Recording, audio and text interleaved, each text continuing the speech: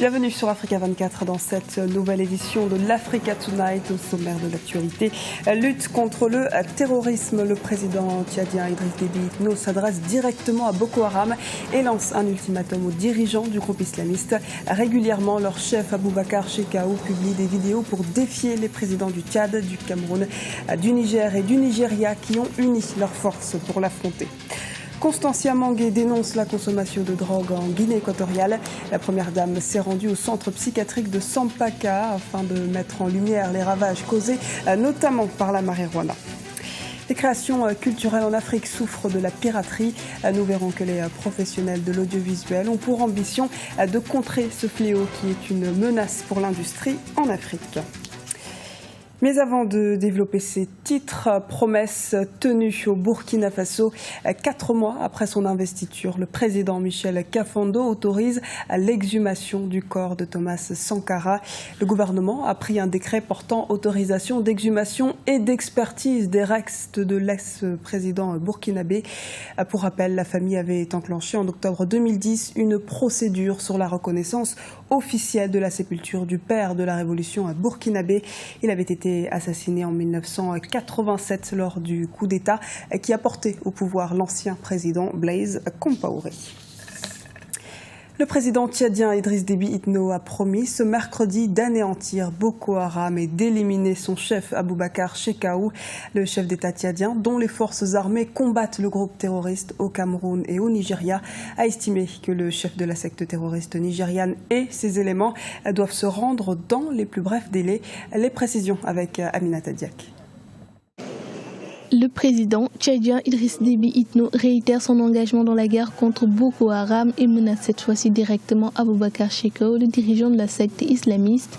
Lors d'une conférence de presse aux côtés de son homologue nigérien Mohamedou Issoufou ce mercredi 4 mars à N'Djamena, il a assuré savoir où il se trouvait. Il a intérêt à se rendre, nous savons là où il est. S'il refuse de se rendre, il va subir le même sort que ses camarades. Nous allons défaire Boko Haram, nous allons détruire Boko Haram. Nous allons gagner, non pas la bataille, mais nous allons gagner la guerre totale contre Boko Haram. Il n'y a pas de doute.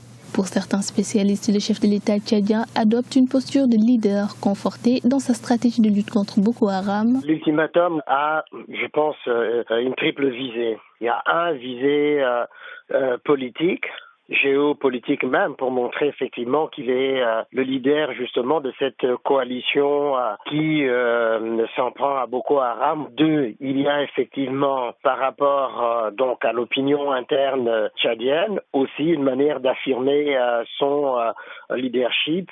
Et 3, il s'agit effectivement d'une stratégie, d'une tactique pour mettre la pression encore davantage sur Boko Haram et son leader, mais aussi c'est en même temps un appel aussi au président nigérian Goodluck Jonathan justement à s'impliquer aussi davantage. Le Tchad affiche sa ferme volonté de combattre les islamistes nigérians.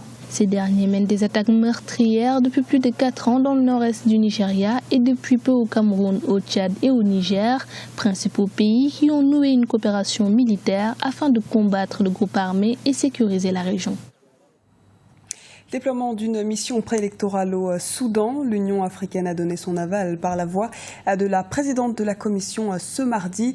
L'objectif de la mission d'observation est d'évaluer l'état de préparation de tous les acteurs concernés et d'examiner le contexte dans lequel les élections générales du 13 avril se dérouleront afin de faire en sorte qu'elles respectent la charte africaine sur la démocratie, les élections et la gouvernance dont le Soudan est signataire. Visite au centre psychiatrique de Sampaka en Guinée équatoriale. La première dame, Constancia Mangué, s'y est rendue ce mardi. Elle y a remis des dons de matériel et en a profité pour dénoncer l'usage de la drogue très répandue dans le pays. Reportage d'Ascension Chama Eneye, notre correspondante à Malabo. Soutenir les personnes qui souffrent de troubles mentaux, c'est le geste de la première dame de la Guinée équatoriale ce mardi à l'endroit des pensionnaires du centre psychiatrique de Sampaka. La première dame Constancia Mangué a offert au centre des médicaments de quoi soulager les peines des malades.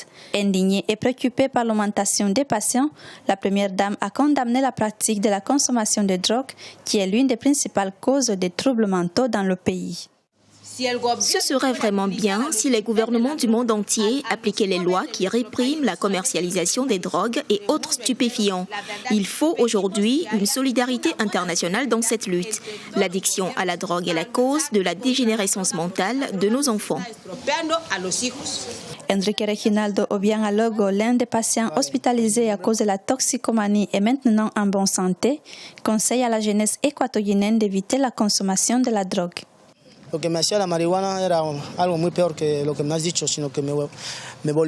Lorsque je consommais la marijuana, je me rendrais fou lentement. Tout ce que je peux dire à la jeunesse, c'est de cesser de consommer la drogue, car il peut tuer ou rendre fou directement.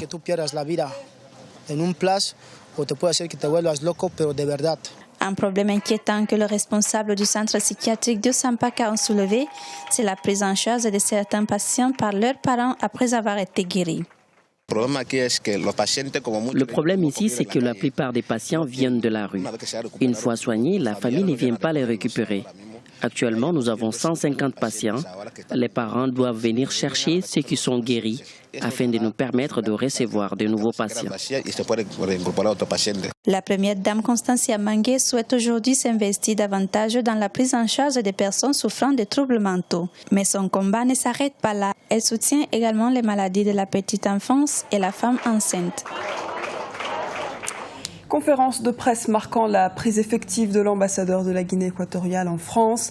Miguel Oyono Ndong Mifumu est entré officiellement en fonction ce jeudi en remplacement de Mariola Bindang Obiang.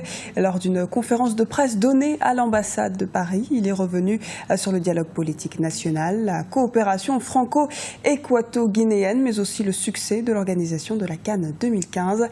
Miguel Oyono Ndong Mifumu a également dénoncé la mauvaise presse de la part de certains médias. Dans l'actualité également au Congo, la Société nationale de distribution d'eau fixe son budget 2015 à plus de 14 milliards de francs CFA. La SNDE consacrera ses fonds prioritairement à la production, la distribution et la commercialisation d'eau sur l'ensemble du territoire national.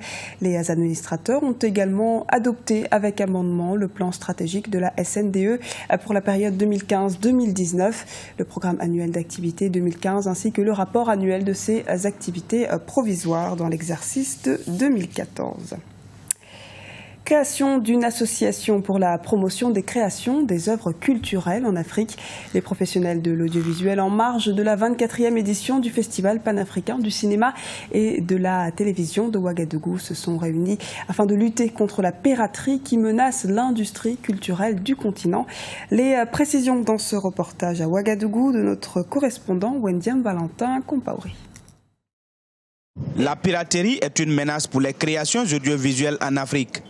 C'est le constat fait par des réalisateurs, des producteurs mais aussi des distributeurs de cinéma.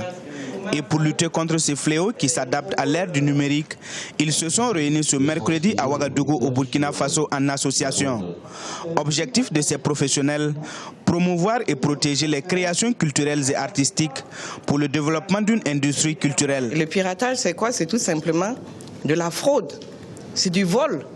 Ce sont des gens qui n'ont pas créé, qui n'ont rien inventé, qui attendent que d'autres le fassent et qui viennent comme des petits malins et qui reprennent, qui reproduisent avec la facilité qu'on a aujourd'hui grâce au numérique, qui reproduisent, qui vendent, qui bradent ces œuvres-là en spoliant donc les vrais bénéficiaires du fruit de leur création. Dans ce besoin de lutter contre la piraterie, la sensibilisation et la répression sont partie intégrante de la stratégie à mener. Il est important, dans le cadre d'une Afrique qui émerge, d'accompagner dans une première phase l'ensemble des acteurs par une bonne politique de communication, de sensibilisation, d'éducation et surtout parfois par la formation, afin que les acteurs comprennent que parfois ils le font inconsciemment. Donc pour qu'ils comprennent encore une fois que ce qu'ils font, ça coûte énormément cher aux télévisions publiques et à terme, ça peut leur coûter aussi extrêmement cher. En 2013, sur près de 8 milliards de dollars de droits générés dans le monde, l'Afrique n'a généré qu'environ 1%. Une situation qui s'explique, selon ces spécialistes, par la faible promotion de la culture et de la gestion des droits d'auteur. Notons que l'Afrique compte aujourd'hui 32 sociétés de droits d'auteur. Ce journal a été réalisé par l'ensemble de la rédaction. Merci pour votre fidélité. Retrouvez dans un instant une nouvelle édition de l'Africa Tonight sur Africa 24.